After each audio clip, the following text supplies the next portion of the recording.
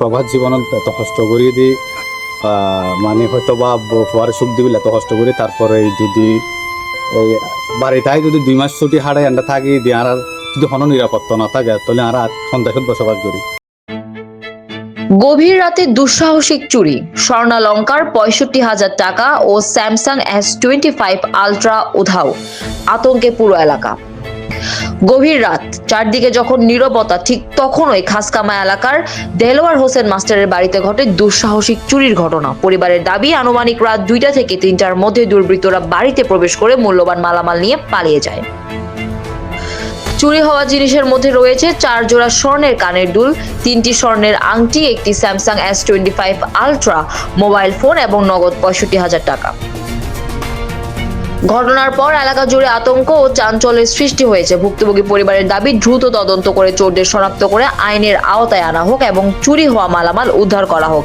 এই ঘটনায় স্থানীয়দের মধ্যে নিরাপত্তা নিয়ে নতুন করে উদ্বেগ দেখা দিয়েছে।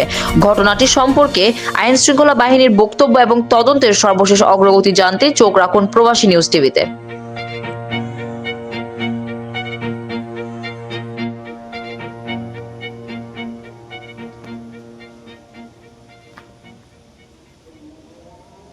আনুমানিক আমি 1:15 দিকে ঘুম যাইবিলে ব্যবস্থা নি। এরপরে সকাল 6টার দিকে আমি ঘুমতে উঠে দেখি আর পিছর দরজা হাঁটি জানলা হাঁটি আর ঘর ঢুকিয়ে দিই আর 5 ভরির উপরে স্বর্ণালঙ্কার এবং ক্যাশ 65,000 আর মোবাইল S25 আলট্রা জিবের বর্তমান মূল্য প্রায় 1,30,000 টি।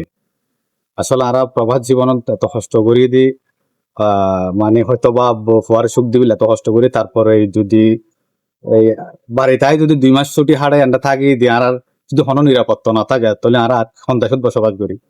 তো আমি চাই ইয়ান এখন যথার্থ তদন্ত করিয়ে দি, যারা অপরাধী তারা ধরিয়ে দি, সুষ্ঠু বিচারের দাবি করি এবং যদি তারা প্রাণ জিনিসপাতি কিন হয়তো বা কিছু হইলেও উদ্ধার করিবার হয়তো গীতা আইব আশা তাইব। তো আশা করি আমরা যারা প্রশাসন আছেন এবং যারা এই জ্ঞান মধ্যে আসন এই যে বা তদন্তের মধ্যে আছেন তারা আর হেল্প করিবেন যাতে আইন আর জিনিস কিন হয়তো বা কিছুটা হইলে উদ্ধার করি পারি মতো হয়তো যার হয়তো যাইতে হইতে পারে মানে কি যথেষ্ট।